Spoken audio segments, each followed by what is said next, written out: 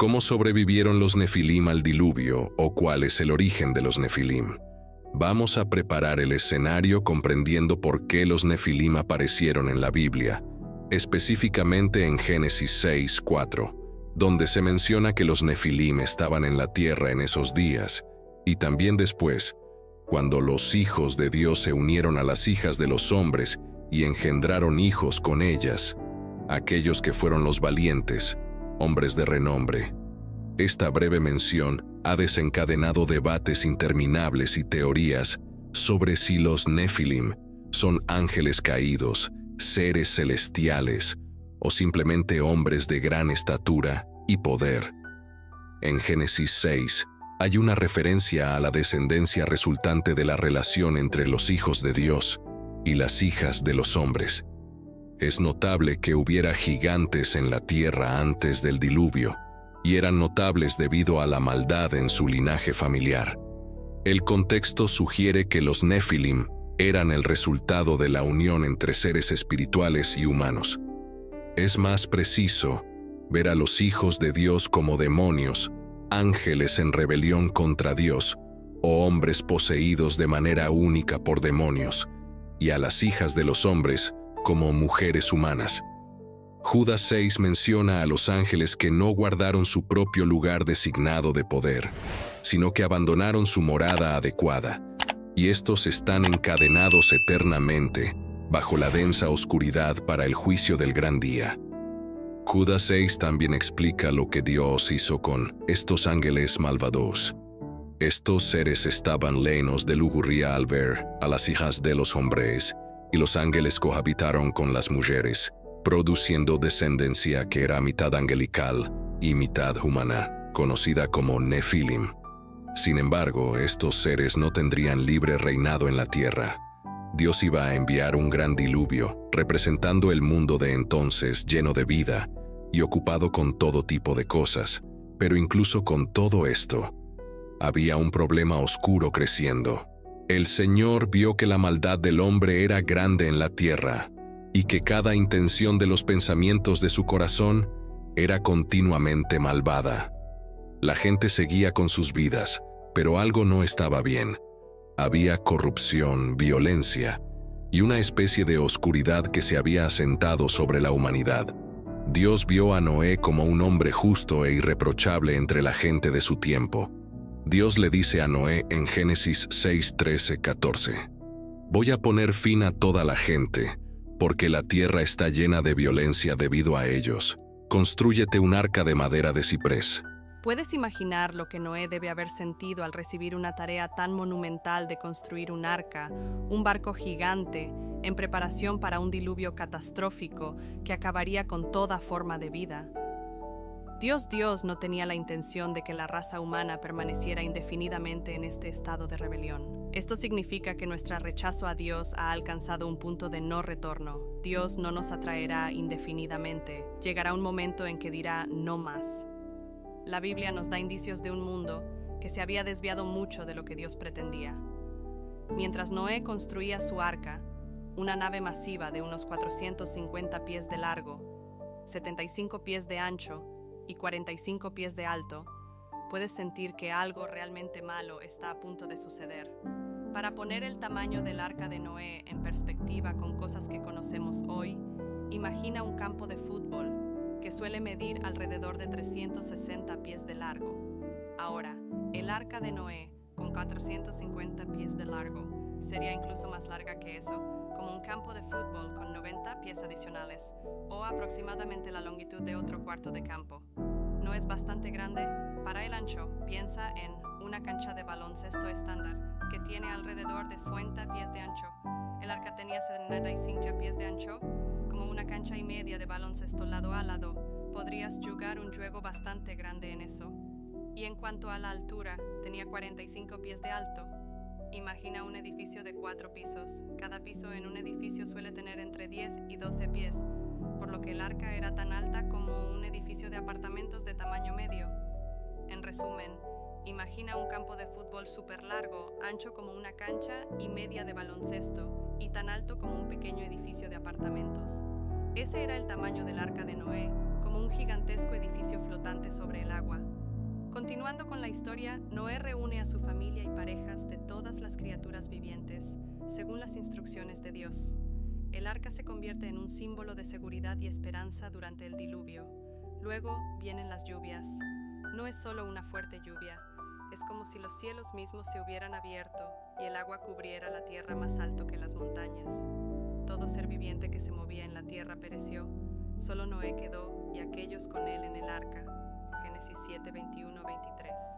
Después de 40 días y 40 noches, la lluvia se detuvo, las aguas eventualmente bajaron y el arca descansó en las montañas de Ararat. Ahora, piensa en esto como estacionar tu auto en una colina alta después de una tormenta masiva, pero en lugar de un auto, es un barco masivo y en lugar de una colina, son un grupo entero de grandes montañas. Noé y su familia salen a un mundo nuevo. Dios hace un pacto con Noé, prometiendo no destruir la tierra con un diluvio nuevamente, marcado por el arco iris en el cielo. Podrías pensar que esta sería la última vez que leemos sobre los nefilim o gigantes, pero después de esto vemos varias instancias durante la exploración de Canaán. Parece que los ángeles caídos cometieron su pecado nuevamente después del diluvio, aunque es probable que ocurriera en menor medida que antes del diluvio.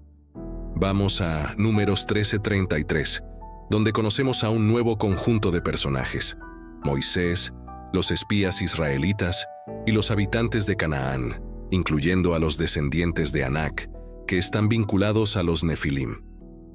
¿Quiénes eran exactamente estos descendientes de Anac? La Biblia los presenta durante la historia de Moisés, enviando a 12 espías para explorar la tierra de Canaán. Los espías regresan con un informe impactante. Vimos allí a los nefilim, los descendientes de Anac.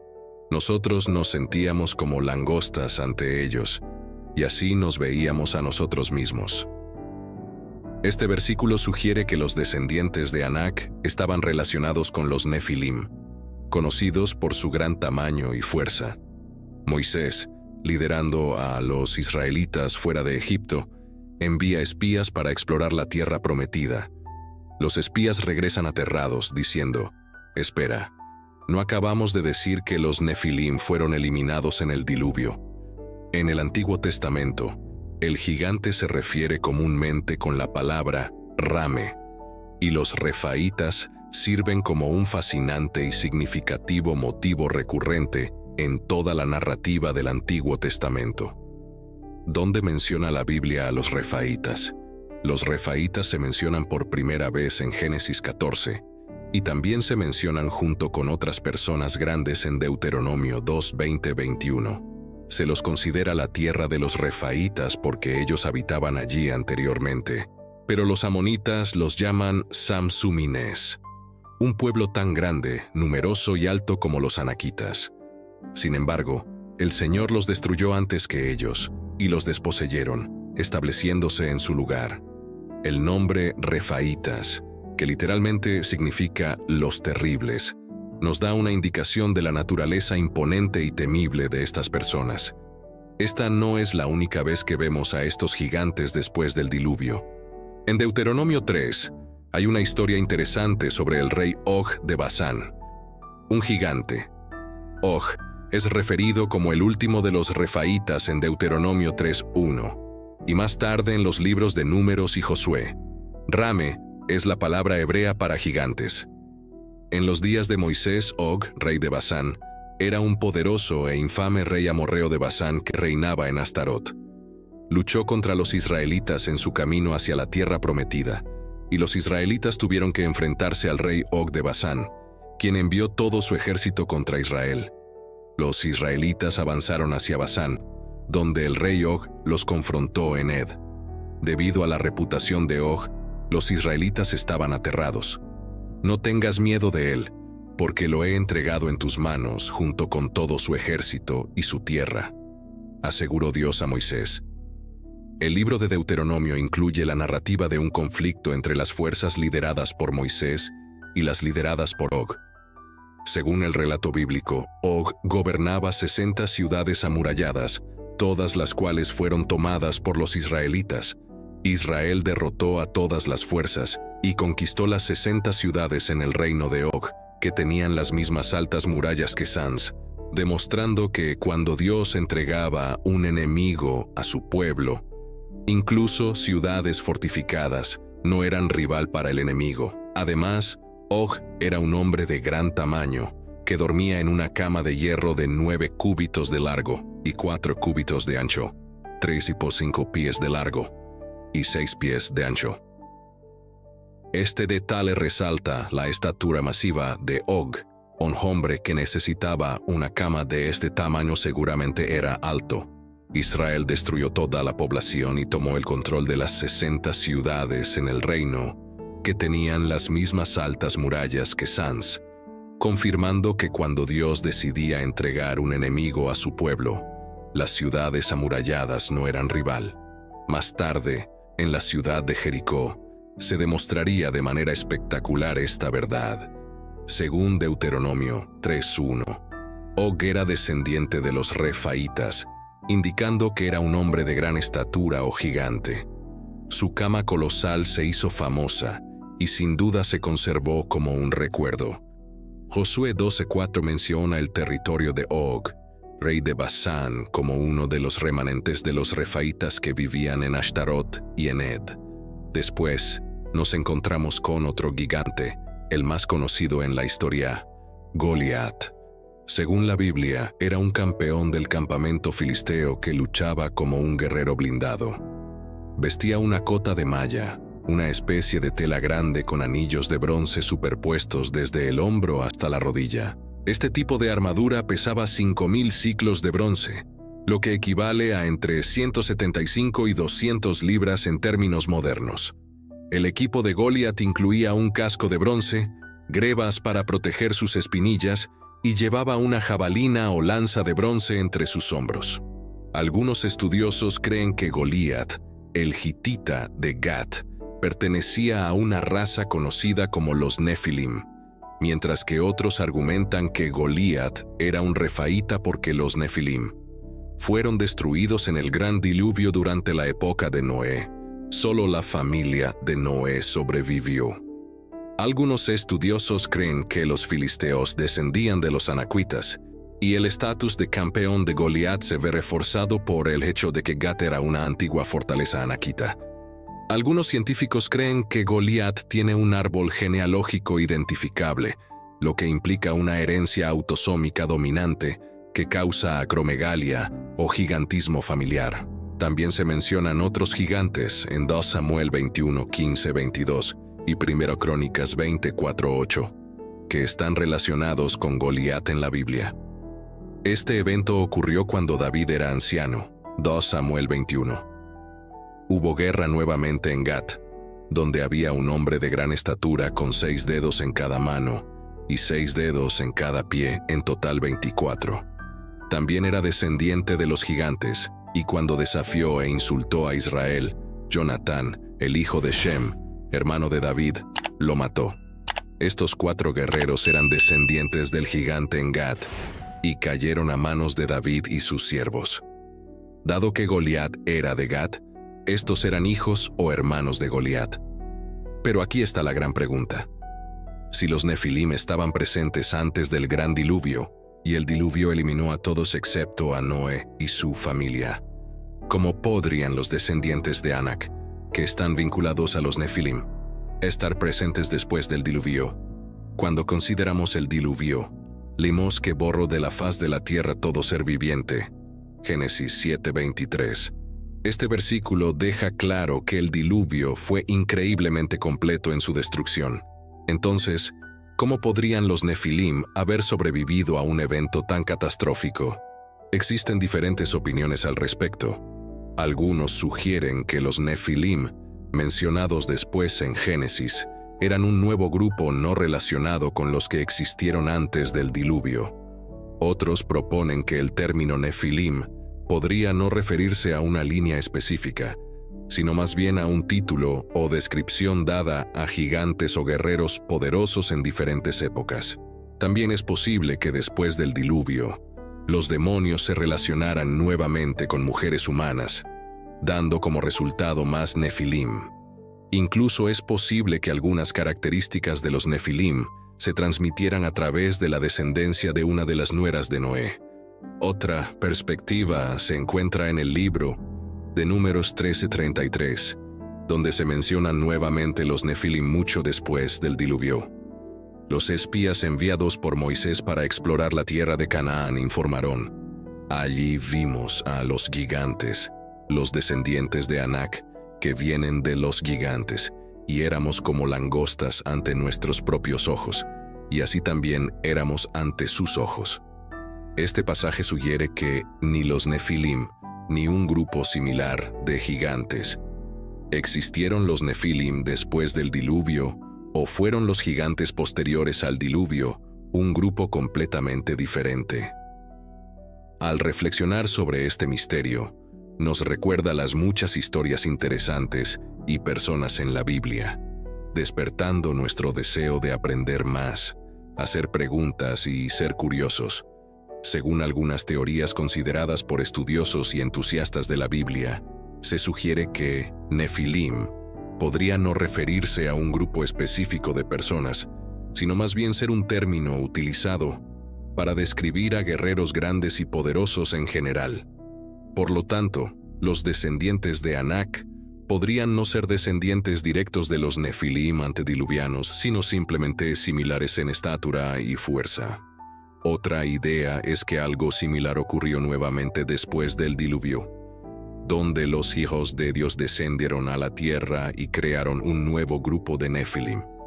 Esto podría explicar por qué había personas gigantes, como los descendientes de Anac en Canaán. Una teoría menos popular sostiene que el gen de los Nefilim de alguna manera sobrevivió a través de uno de los miembros de la familia de Noé. Es un poco arriesgado, pero algunas personas piensan que tal vez las esposas de los hijos de Noé llevaban este gen. Desde esta perspectiva, la historia no trata sobre gigantes físicos, sino sobre desafíos morales y espirituales. Los gigantes representan los obstáculos significativos que los israelitas tuvieron que superar en su viaje de fe. Entonces, ¿cómo encajan estas piezas? Por un lado, tenemos a Noé y su familia, los únicos sobrevivientes humanos del diluvio. Por otro lado, siglos después, hay una mención de los Nefilim o sus descendientes en Canaán. ¿Por qué enviaría Dios el diluvio si sabía que el pecado seguiría existiendo después de él? Profundicemos en esto utilizando Génesis 6:1-7 como nuestra guía. Una idea es que la cantidad de maldad que ocurrió en la época de Noé era increíblemente alta, mucho más de lo habitual.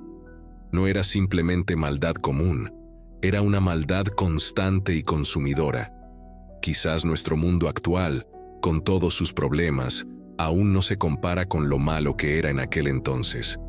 Otra idea es que toda la situación con los hijos de Dios, los Nefilim y su descendencia, era súper problemática. Es como si el diluvio estuviera dirigido específicamente a esta forma extrema de maldad que se había desarrollado. Hay una imagen más grande aquí. 1 Corintios 10:1 nos dice que estas historias son advertencias. Incluso Jesús habla de los días de Noé en Mateo 24:37-39, diciendo que así como la gente en aquel entonces no vio venir el diluvio, muchas personas no verán su regreso. Entonces, el diluvio fue un enorme botón de reinicio para un mundo sumido en el pecado, pero también fue una señal de advertencia para las generaciones futuras. Es como si Dios dijera: miren lo que sucedió. En aquel entonces no cometan los mismos errores. Dios sabía que el diluvio no iba a resolver el problema del pecado para siempre. Ahí es donde entra Jesús. El diluvio fue parte de un plan más grande que eventualmente llevaría a la venida de Jesús para lidiar con el pecado de una vez por todas. Colosenses 2:15 habla de cómo Jesús derrotó a los poderes del mal. Al final, el plan de Dios es mucho más grande que solo el diluvio. Mira hacia un futuro donde no habrá más pecado, no habrá más dolor, un nuevo cielo y una nueva tierra, como dice Apocalipsis 21:1. El diluvio fue un paso en ese plan, un reinicio difícil en un tiempo de maldad inimaginable, pero también una señal que nos señala hacia la necesidad de un Salvador y la promesa de un mundo mejor por venir. La guerra espiritual, los Nefilim y el gran diluvio son más que solo historias antiguas. Ofrecen lecciones valiosas en la guerra espiritual que son relevantes para nosotros hoy en día. Así como los Nefilim fueron parte de los problemas físicos y espirituales de ese tiempo, nosotros también enfrentamos desafíos que no son solo físicos, sino espirituales. La unión de los hijos de Dios y las hijas de los humanos resultó en caos, mostrando cómo apartarse del camino de Dios puede llevar a consecuencias graves. De la misma manera, cuando vamos en contra de la voluntad de Dios para nuestras vidas, puede tener un impacto significativo en nuestra vida espiritual. Al depender del poder de Dios, cuando leemos acerca de los descendientes de Anak vinculados a los Nefilim, se abren todo un mundo de preguntas e interpretaciones. Es como armar un rompecabezas con algunas piezas faltantes. En otras palabras, la Biblia nos invita a explorar, a preguntarnos y a buscar un entendimiento más profundo. La historia del diluvio, que habla sobre los misteriosos Nefilim, los ángeles caídos y cómo el mal había envuelto la tierra, es una historia realmente poderosa sobre cómo las personas son juzgadas, cómo pueden ser salvadas y cómo las personas buenas se mantienen fuertes. Nos hace reflexionar cómo permanecemos fieles en un mundo que a menudo parece alejarse de los anclajes morales y espirituales. Estas historias nos enseñan sobre los desafíos de la fe, la realidad de enfrentar gigantes en nuestras vidas y la importancia de confiar en el plan de Dios. Los israelitas, al enterarse de estos gigantes descendientes de Anak, estaban aterrados, pero este miedo puso a prueba su fe y su confianza en Dios. En nuestras vidas, es posible que no enfrentemos gigantes literales, pero nos encontramos con nuestros propios descendientes de Anak. Grandes problemas, miedos y desafíos. Al igual que en la historia de los Nefilim y los descendientes de Anak, estos desafíos pueden parecer abrumadores, pero al igual que los israelitas fueron llamados a confiar en Dios y enfrentar sus gigantes, nosotros también estamos llamados a tener fe y enfrentar nuestros miedos. La Biblia nos anima a mirar más allá de la superficie, a buscar entendimiento y a encontrar fuerza en la fe. Así que la próxima vez que te enfrentes a un gigante, recuerda la historia de los descendientes de Anak y los misteriosos Nefilim. Nos recuerda que con fe, incluso los desafíos más grandes pueden ser enfrentados. Oremos, Padre Celestial, mientras nos reunimos en tu presencia hoy. Nuestros corazones y mentes están llenos de asombro y curiosidad acerca de los misterios de tu creación, especialmente la historia de los Nefilim y el gran diluvio. Esta antigua historia rodeada de misterio nos habla de tu poder, tu justicia y la fortaleza perdurable de la fe frente a desafíos abrumadores. Señor, reconocemos que al igual que Noé enfrentó la inmensidad del diluvio, nosotros también enfrentamos inundaciones en nuestras vidas, inundaciones de dudas, miedo e incertidumbre. Vemos los gigantes en nuestro propio mundo, desafíos que parecen imposibles de superar, y a menudo nos sentimos tan pequeños e impotentes como los israelitas lo hicieron a la sombra de los Nefilim. Sin embargo, a través de estas historias, nos enseña sobre la resistencia y el poder de una fe firme. Oramos por la fuerza para enfrentar nuestros gigantes, no con miedo, sino con el coraje y la convicción que provienen de saber que estás con nosotros. Así como guiaste a Noé para construir el arca y lideraste a los israelitas hacia la tierra prometida, guíanos a través de nuestras luchas y llévanos a un lugar de paz y estabilidad. Padre, en la historia de los Nefilim y el diluvio, recordamos tu soberanía sobre toda la creación. Eres el dueño del universo y nada escapa a tu control. Enséñanos a confiar en tu plan divino, incluso cuando está más allá de nuestra comprensión. Ayúdanos a recordar que, al igual que Noé, nuestra fe y obediencia pueden convertirse en refugio en tiempos de dificultad. Pedimos sabiduría, Señor, para discernir las lecciones que quieres que aprendamos de estas historias. No permitas que nos perdamos en los detalles, sino que encontremos el significado más profundo y la orientación moral que ofrecen.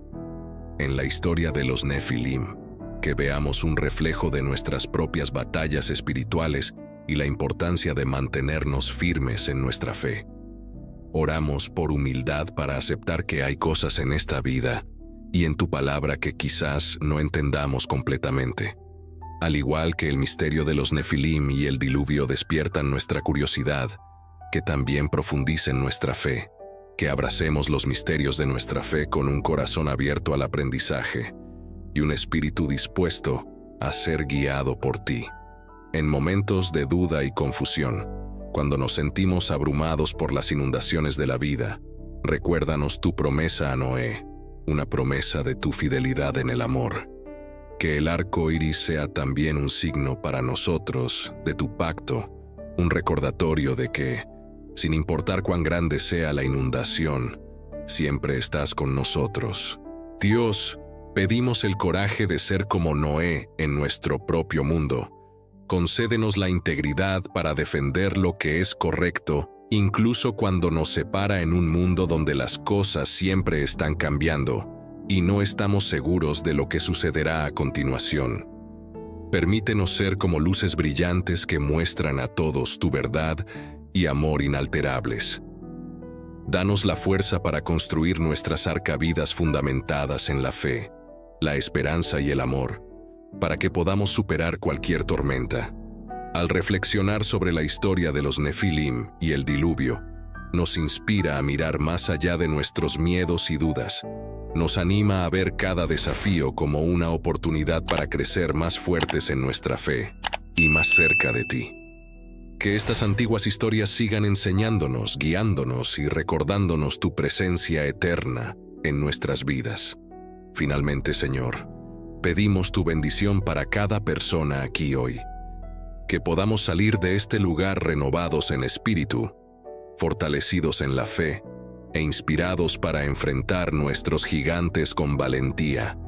Ayúdanos a recordar que contigo nada es imposible y que ninguna inundación es demasiado grande para superar. En el nombre de Jesús, oramos. Amén. Porque los demonios solicitaron a Jesús por los cerdos. La fascinante historia de Jesús expulsando la legión de demonios hacia un rebaño de cerdos se encuentra en Lucas. Todo comienza mientras Jesús viaja por las colinas al este del río Jordán, una región predominantemente gentil conocida como Decápolis, ciudades gentiles de la región más amplia. Luego navegaron hacia la región de las guarniciones al este de Galilea.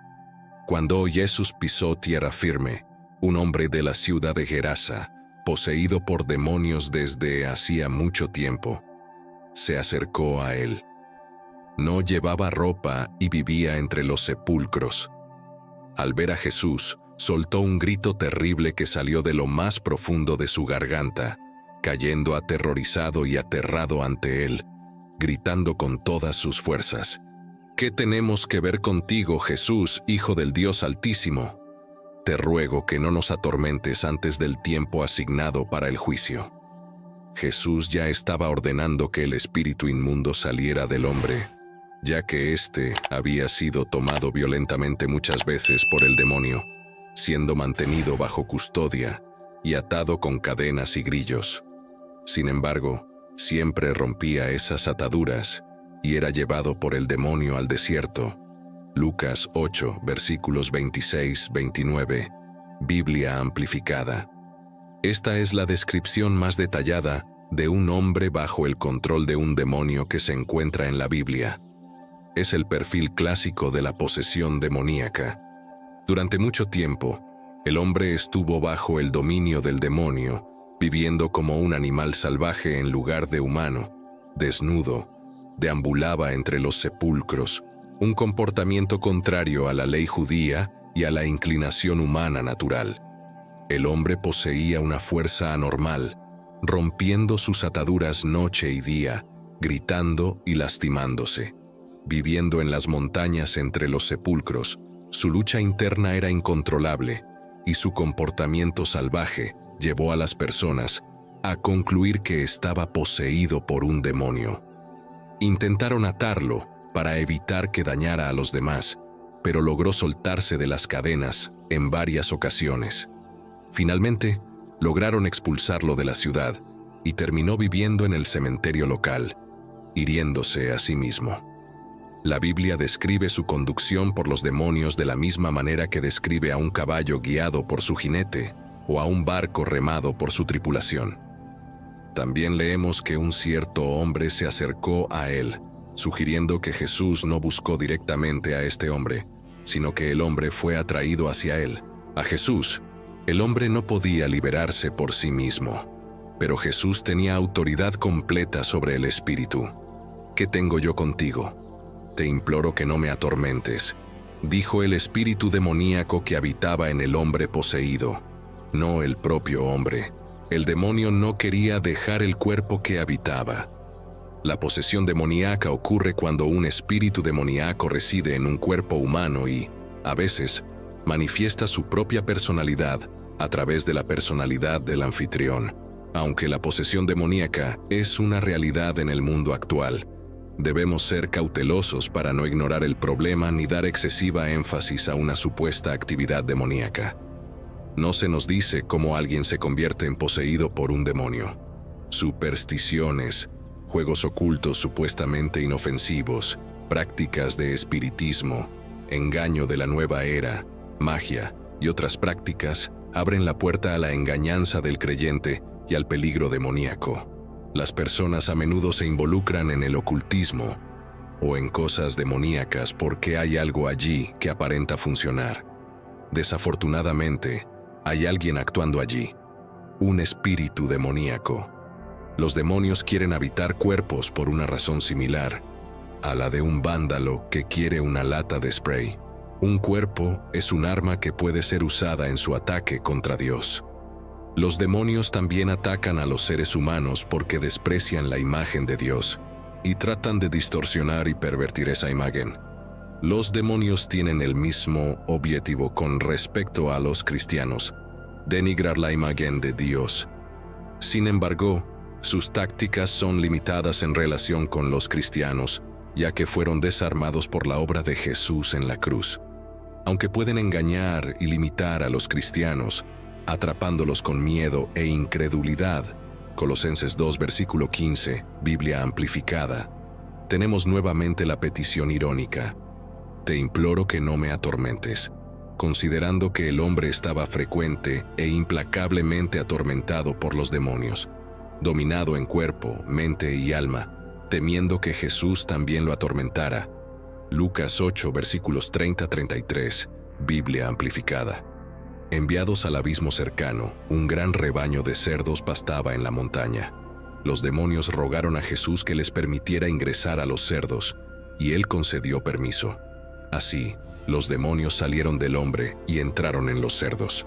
Desbocados, se precipitaron cuesta abajo y cayeron en el lago, donde se ahogaron. Jesús preguntó el nombre para obtener autoridad sobre el demonio y liberar al poseído. Los exorcistas judíos de la época necesitaban conocer el nombre del demonio, pero Jesús no utilizó el nombre aprendido en ese diálogo. Su autoridad sobre los demonios superaba con creces las supersticiones de la época. Probablemente preguntó el nombre del demonio para comprender la magnitud completa del problema, sabiendo que el hombre estaba poseído por muchos demonios, no solo uno.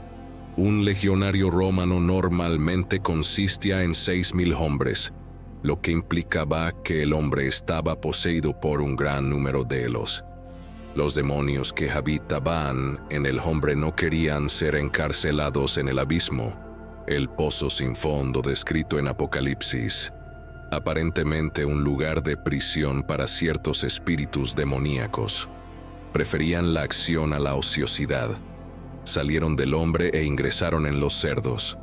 La idea de que los demonios pueden habitar los cuerpos de animales puede parecer extraña, pero también se muestra. En Génesis 3, fue apropiado que estos demonios fueran arrollados a los cerdos, que son animales no kosher. Cabe destacar que ni siquiera los demonios pueden afligir a los cerdos sin el permiso de Dios, ya que un demonio no puede entrar ni siquiera en cerdos sin ser enviado por Dios. Tienen poco poder y malicia cuando se enfrentan a aquellos que tienen a Dios como protector y defensor. Jesús permitió esto porque el momento de la total demostración de su autoridad sobre sus demonios aún no había llegado. Esto ocurriría en la cruz. Colosenses 2, versículo 15, nos cuenta que en la cruz Jesús desarmó a los demonios en su ataque a los creyentes. Hizo un espectáculo público de su derrota y triunfó sobre ellos en su obra en la cruz. Los espíritus demoníacos hicieron que el rebaño de cerdos actuara de manera errática, llevándolos a correr descontroladamente por las colinas hasta el lago, donde eventualmente se ahogaron. Esto demostró el poder destructivo de los espíritus, así como de su comandante en su camino, mostrando que la verdadera intención de esos demonios era destruir al hombre, al igual que destruyeron a los cerdos. Algunos podrían considerarlo injusto para el dueño de los cerdos, pero los propietarios de los cerdos perdieron su propiedad y aprendieron cómo Jesús valoraba más la vida del hombre que un rebaño. Spurgeon hizo varias observaciones sabias sobre cómo el demonio afectó a los cerdos, prefiriendo la muerte al dominio del demonio. Y si los hombres no fueran peores que los cerdos, tendrían la misma opinión. Cuando los pastores vieron lo que sucedió, huyeron y contaron a la ciudad y la zona circundante. La gente salió para ver lo que había sucedido. Llegaron a Jesús y encontraron al hombre de quien los demonios habían salido, sentado a los pies de Jesús, vestido y en pleno juicio mental. Se asustaron al presenciar esto y contaron a otros cómo el hombre poseído por demonios había sido curado. Entonces, toda la multitud de la región de los Gadarenos y las áreas cercanas le pidió a Jesús que se fuera de allí, ya que estaban abrumados por el miedo. Jesús subió al barco y regresó al lado oeste del mar de Galilea. Estaban asustados y dominados por un gran temor. Tenían más miedo de un hombre libre que de uno poseído. Quedaron aterrorizados al ver al hombre en su juicio sentado a los pies de Jesús, sin saber qué pensar. Los demonios deberían haber tenido la ventaja sobre Jesús según sus supersticiones, pero no la tuvieron. Tuvieron dificultades para aceptar esto. La multitud, por su parte, no parecía interesada en el hombre poseído y atormentado por los demonios entre ellos, pero se incomodaban con la presencia de Jesús. Le pidieron que se fuera, y él cumplió. El trabajo que Jesús estaba haciendo había reunido a toda la multitud, y todos estaban allí para conversar y encontrarse con Jesús. Sin embargo, esto no fue un desarrollo positivo en absoluto. Aquí estaba toda una ciudad en una reunión de oración, orando en contra de su propia bendición. Fue terrible la naturaleza de su oración, pero fue escuchada, y Jesús se alejó de sus dominios cuando las personas temen más lo que Jesús hará en sus vidas que lo que Satanás está haciendo en ese momento. A menudo alejan a Jesús y él puede partir si se le pide. Pero el hombre de quien los demonios habían salido suplicaba e imploraba ir con Jesús. Sin embargo, Jesús lo envió diciendo: «Vuelve a casa y cuenta todas las maravillas que Dios ha hecho por ti». Entonces, el hombre se fue y proclamó por toda la ciudad las grandes cosas que Jesús había hecho por él. El hombre de quien los demonios habían partido pasó a ser conocido por un nombre maravilloso. Tal vez por el resto de su vida. Sería recordado por un nombre que evocaba la gran obra que Jesús había hecho por él.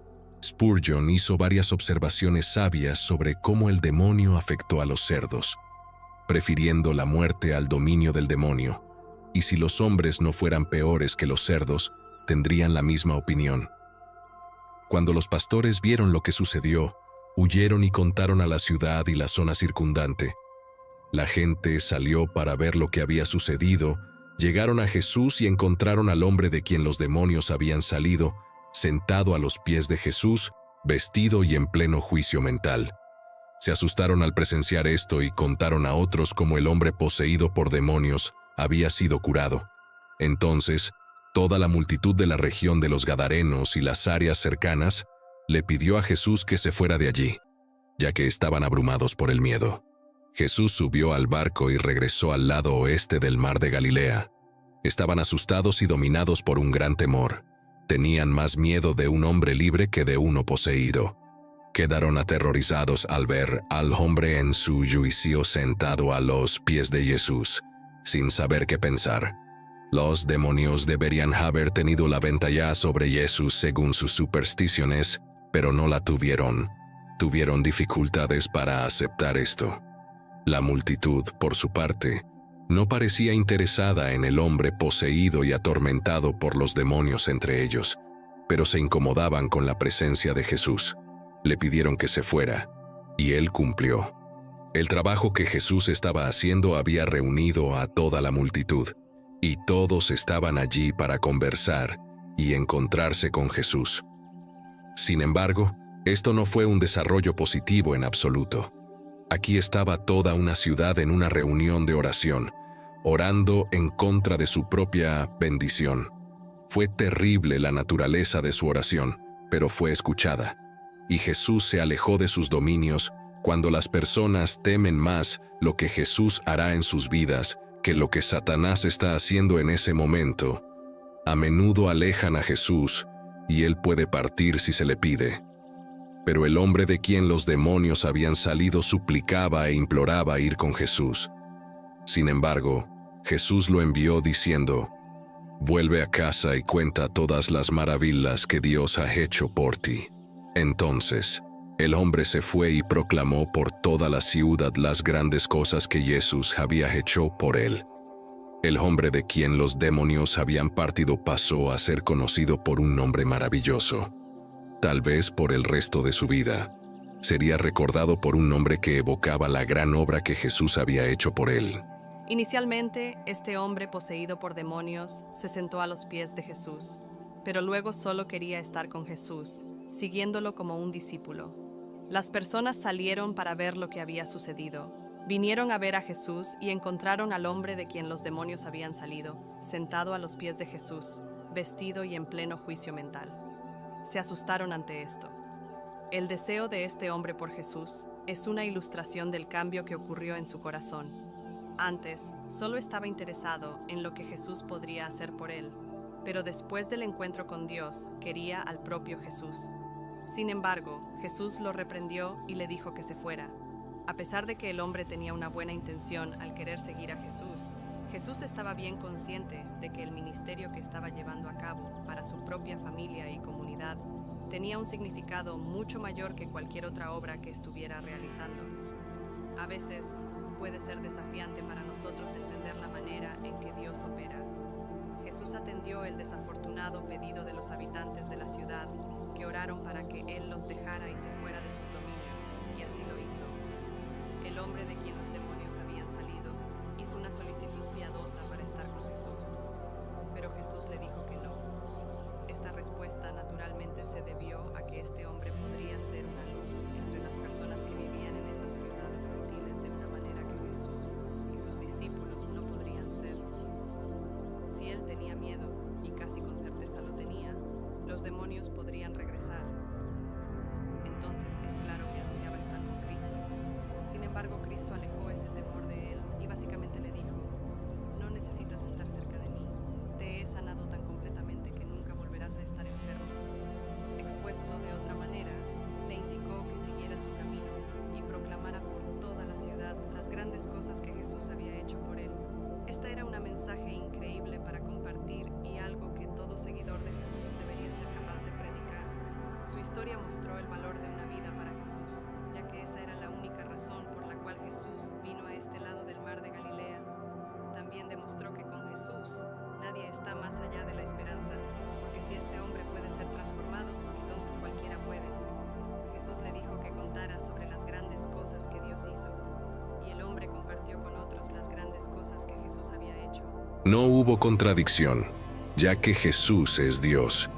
¿Buscas prosperidad y plenitud en todas las áreas de tu vida? ¿Quieres aprender cómo la fe y la sabiduría bíblica pueden transformar tu relación con el dinero y guiarte hacia una vida más próspera?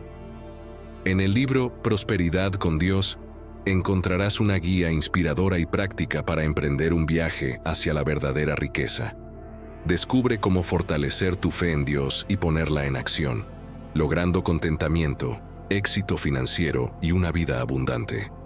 Accede al enlace en los comentarios y sumérgete en este libro lleno de enseñanzas valiosas.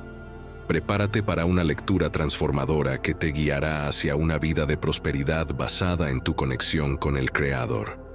No pierdas esta oportunidad de descubrir el verdadero significado de la prosperidad. El hombre, conocido por un nombre maravilloso, que evocaba la obra extraordinaria de Jesús en su vida, partió para proclamar por toda la ciudad las grandezas que el Maestro había realizado en él. La noticia de su transformación se extendió rápidamente, y las personas se maravillaron al escuchar cómo aquel que antes estaba poseído por demonios, ahora estaba sentado a los pies de Jesús, vestido y en pleno juicio mental. A medida que la historia se difundía, la gente empezó a preguntarse acerca de ese Jesús que tenía el poder de cambiar vidas de una manera tan radical. Aunque algunos aún estaban asustados por lo sucedido con los cerdos y temían al poder de Jesús, otros comenzaron a buscarlo con curiosidad y esperanza. El hombre, ahora un mensajero vivo de la misericordia divina, no solo compartía las maravillas de su propia restauración, sino que también explicaba cómo Jesús había desarmado a los demonios en la cruz y triunfado sobre ellos. Su testimonio resonaba en los corazones de aquellos que lo escuchaban, y muchos empezaron a reconsiderar sus temores iniciales. Jesús, mientras tanto, continuaba su obra en la región, sanando a los enfermos, enseñando con autoridad y demostrando con cada acción el amor redentor de Dios. Aunque algunos aún preferían mantenerse alejados por temor a lo desconocido, otros se acercaban con la esperanza de encontrar en Jesús algo que transformara sus vidas de la misma manera que había hecho con el hombre poseído. La ciudad, que inicialmente había pedido a Jesús que se fuera, ahora se encontraba dividida en opiniones. Aquellos que habían sido tocados por la gracia de su presencia lo buscaban con fervor, mientras que otros, aún temerosos, permanecían cautelosos. Sin embargo, la fama de Jesús y sus acciones milagrosas se expandían por toda la región, y la gente empezaba a preguntarse si él podría ser la respuesta a sus anhelos más profundos. Mientras tanto, el hombre que había sido librado de la opresión demoníaca cumplía la misión que Jesús le había encomendado: contar a todos las maravillosas obras que Dios había hecho por él. Cada relato, cada palabra pronunciada por aquel hombre transformado resonaba como una melodía de esperanza y redención. En medio de esta trama cautivante, Jesús seguía su camino, llevando consigo la luz de la verdad y la posibilidad de una nueva vida. Los corazones, una vez atemorizados, ahora comenzaban a abrirse a la posibilidad de que, tal vez, en la presencia de Jesús, encontrarían la paz que tanto ansiaban. Y así, la historia de la gracia divina continuaba tejiendo sus hilos en la vida de aquellos que se encontraban con el Hijo de Dios en aquellas tierras de transformación. La fama de Jesús se extendía como el eco de un milagro, llegando a oídos de aquellos que anhelaban una respuesta a sus más profundos anhelos. La ciudad, antes dividida en opiniones, comenzaba a experimentar una transformación. Aquellos que, en un principio, temían el poder de Jesús, ahora sentían la atracción de su amor redentor. Jesús, siempre compasivo, continuaba su camino por la región tocando corazones y sanando heridas. Su enseñanza resonaba en los valles y colinas, invitando a todos a experimentar la libertad que solo Él podía ofrecer. La ciudad, que en un momento pidió a Jesús que se fuera, ahora se encontraba dividida entre los que buscaban su presencia y los que aún permanecían cautelosos. El hombre liberado de la opresión demoníaca seguía siendo una luz brillante en la comunidad. Cada palabra que pronunciaba, cada relato de su transformación, resonaba como una melodía esperanzadora que despertaba el deseo de una nueva vida en aquellos que lo escuchaban. Su historia se convirtió en una poderosa herramienta, en manos de Dios para tocar corazones endurecidos y abrir mentes cerradas. A medida que más personas buscaban a Jesús, la ciudad se llenaba de una expectativa palpable. Los enfermos se acercaban con la esperanza de ser sanados, los atribulados buscaban consuelo, y aquellos con preguntas sin respuesta ansiaban la sabiduría que solo Jesús podía ofrecer. La ciudad, una vez temerosa, estaba ahora impregnada de una mezcla de asombro y anhelo. Jesús, consciente de las tensiones en el corazón de la ciudad, se acercaba a cada persona con amor y comprensión. Sus ojos reflejaban la profundidad de su compasión, y sus palabras traían consuelo a los afligidos. Aunque algunos aún se resistían, muchos estaban dispuestos a recibir la gracia que fluía de su presencia. La historia, que comenzó con un hombre poseído por demonios, ahora se convertía en una epopeya de redención y esperanza. Las calles resonaban con los testimonios de aquellos cuyas vidas habían sido tocadas por el poder de Jesús. Cada paso de aquel hombre que proclamaba las maravillas de Dios añadía un nuevo capítulo a esta narrativa de transformación. En medio de la incertidumbre y la expectación, la ciudad se enfrentaba a una elección fundamental: abrazar la gracia que Jesús ofrecía o aferrarse a los miedos del pasado. La historia continuaba desplegándose, revelando cómo el amor de Dios podía romper cadenas, sanar heridas y cambiar el curso de la vida de aquellos que se atrevían a buscar la luz en medio de las sombras. Y así llegamos al final de este emocionante viaje a través de la historia de transformación desencadenada por la presencia de Jesús. El hombre que alguna vez estuvo perdido en la oscuridad de la opresión demoníaca, ahora se ha convertido en un faro de esperanza, proclamando las grandezas del amor redentor de Dios. Antes de concluir, quiero invitarlos a que compartan en los comentarios lo que han aprendido de esta fascinante historia. ¿Cómo ha impactado esta narrativa en sus vidas? ¿Qué lecciones valiosas han extraído de las experiencias del hombre liberado y de la respuesta de la ciudad ante la presencia de Jesús? Además, si esta historia ha tocado sus corazones y desean seguir explorando las profundidades del mensaje de esperanza y transformación que Jesús ofrece, no olviden dejar su like y suscribirse al canal. De esta manera, estaremos juntos en más emocionantes travesías a través de las páginas de la Palabra de Dios. Agradezco a todos por embarcarse con nosotros en esta increíble aventura. Que la luz de Cristo siga brillando en cada uno de ustedes, llevando esperanza, sanación y renovación. Hasta el próximo video.